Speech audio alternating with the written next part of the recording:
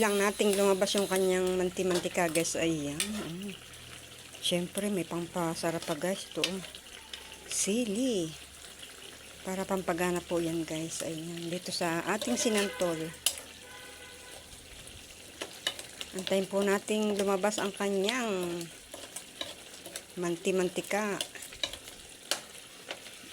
Doon po lalong sumasarap ang sinantol pag lumabas yung kanyang langis. Kumbaga dito sa amin ang tawag sa mantika ay langis.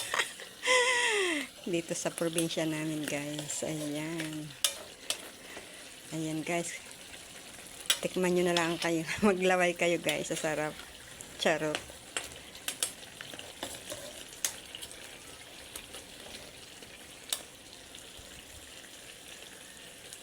Yummy, yummy.